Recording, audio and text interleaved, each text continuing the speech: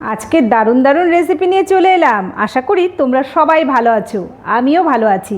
তোমরা আজকে পুরো ভিডিওটা দেখো, একটু স্কিপ করো না। আশা করি তোমাদের ভালো লাগবেই।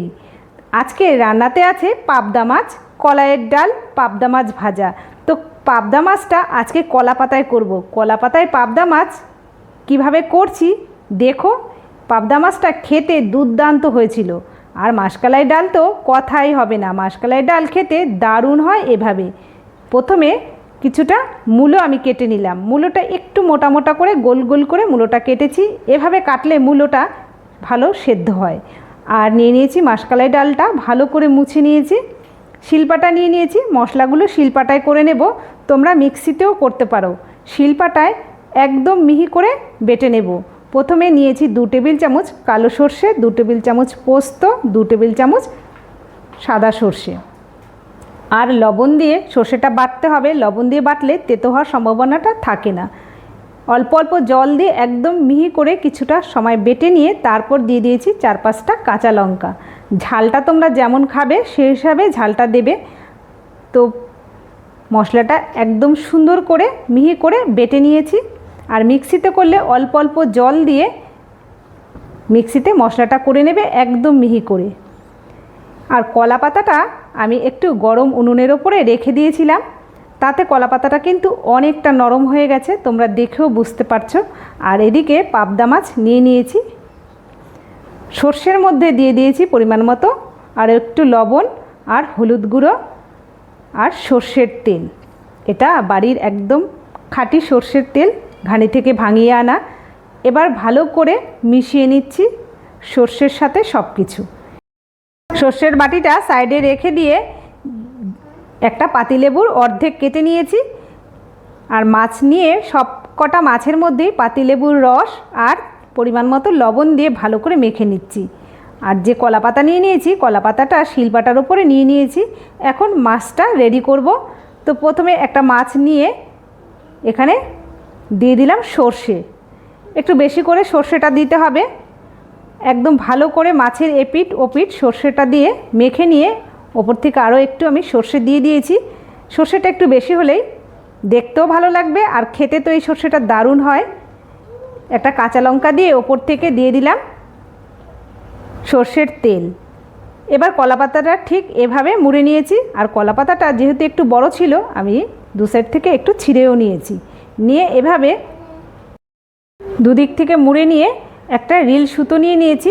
আর রিল সুতো দিয়ে দু মাথায় এভাবে পেঁচিয়ে পেঁচিয়ে বেঁধে দিয়েছি। তাহলে একটুও কিন্তু বেরিয়ে যাওয়ার আর কোনো ভয় থাকবে না। আর মাঝখানেও আমি একটু বেঁধে নিয়েছি, যাতে উল্টোনোর সময়, যেহেতু মাছটা একটু বড়, তো উল্টোনোর সময় যেন পাতাটা ছিঁড়ে না যায়, তাই মাঝখানেও একটু বেঁধে নিয়েছি। বন্ধুরা, এভাবে কিন্তু বেঁধে নিলে আর একটু ছিঁড়ে যাওয়ার কোনো ভয় থাকবে না। আর এইভাবেই সব কটা মাছ আমি একদম রেডি করে নিয়েছি। দেখো কত সুন্দরভাবে। এবার একটা ইডলি স্ট্যান্ড, এটা তোমরা যে কোনো পাত্রে করতে পারো, গামলা বলো কড়াই বলো, তবে আমি ইডলি স্ট্যান্ডের মধ্যে নিচে একটা স্ট্যান্ড দিয়ে ওপরে আরও একটা স্ট্যান্ড দিয়ে এরপর জল দিয়ে, তো নেট ছিল না ঘরে, তো এই রকমই একটা স্ট্যান্ডের ওপরে আমি দুটো করে ভাপিয়ে নিয়েছি। তো একসঙ্গে ভাপানো যাবে না যেহেতু একটু বড় বড় মাছ। আর একদিকের কড়াতে দিয়ে দিয়েছি যে ডালটা নিয়েছিলাম ভালো করে মুছে, মাসকলাই ডাল। মাসকলাই ডালটা এবার নেড়ে চেড়ে ভেজে নেব যতক্ষণ না মাসকলাই ডাল থেকে খুব সুন্দর একটা ভাজার গন্ধ বেরোবে। আর একটু লাল লাল হবে, তবে একদম কিন্তু লাল হবে না, একটু লাল লাল হবে আর সুন্দর একটা গন্ধ বেরোবে। সেই সময় আমি এই ডালটা নামিয়ে নিয়েছি। আর কড়াতে দিয়ে দিলাম পরিমাণ মতো কিছুটা জল। যে মূলোটা কেটে রেখেছিলাম মূলোটা দিয়ে দিয়েছি পরিমাণ মতো লবণ। এবার শিলপাটায় কলাইয়ের ডালটা সুন্দর করে বেটে নেব। তবে এটা কিন্তু একদম মিহি করে না বাটলেও চলবে, সুজি দানার মতো একটু দানা থাকলে এই ডালটা খেতে বেশি ভালো লাগে। এদিকে মূলোটা সিদ্ধ হতে হতে প্রায় 15 মিনিট হয়ে গেছে। আমি মাছের কলা পাতার মাছটা আবার একটু উল্টে দিলাম। আর মূলোটাও কিন্তু 60% সেদ্ধ হওয়ার পর দিয়ে দিয়েছি কিছুটা শিম। শিম আর মূলো দিয়ে আজকের কলাইয়ের ডালটা করছি, খেতে দারুণ হয়। দিয়ে দিয়েছি কাঁচা লঙ্কা চিড়ে, ঝালটা কিন্তু এই ডালে একটু ঝাল ঝাল হলে ডালটা খেতে ভালো লাগে, তো লঙ্কা আমি একটু বেশি করেই দিয়েছি। তোমরা যেরকম ঝালটা খাবে সেই রকমভাবেই লঙ্কাটা দেবে। আর ডাল দিয়ে দিলাম, ডালটা কিন্তু সুজি দানার মতো করে বেটে নিয়েছি। তো ডালটা একবারে দেওয়া যাবে না, তাহলে কিন্তু একদম জলের মধ্যে দিলেই চাকা হয়ে যাবে, অল্প অল্প দিতে হবে আর নাড়তে হবে। এভাবে দিয়ে আরও 5-7 মিনিট ডালের সাথে ভালো করে ফুটিয়ে নিয়েছি। ডালটা সেদ্ধ হওয়ার পর নামিয়ে নিয়েছি সোমবার দেওয়ার জন্য। আর এদিকে যে মাছটা বসিয়েছিলাম, মাছটা 25 থেকে 30 মিনিট ভালো করে ভাপ দিয়ে নামিয়ে নিয়ে আরও 2টো মাছ দিয়ে দিয়েছি সেদ্ধ হওয়ার জন্য। তো এদিকে ডালে সর্ষের তেল কড়াতে দিয়ে ডালে সোমবারের জন্য তেজপাতা, শুকনো লঙ্কা, 5 ফোড়ন আর দিয়ে দিয়েছি একটু আদা। এখানে প্রায় 2 ইঞ্চি আমি আদা ভালো করে থেতো করে নিয়েছিলাম, দিয়ে ডালটা দিয়ে দিয়েছি। এভাবে কলাইয়ের ডাল খেতে দুর্দান্ত লাগে।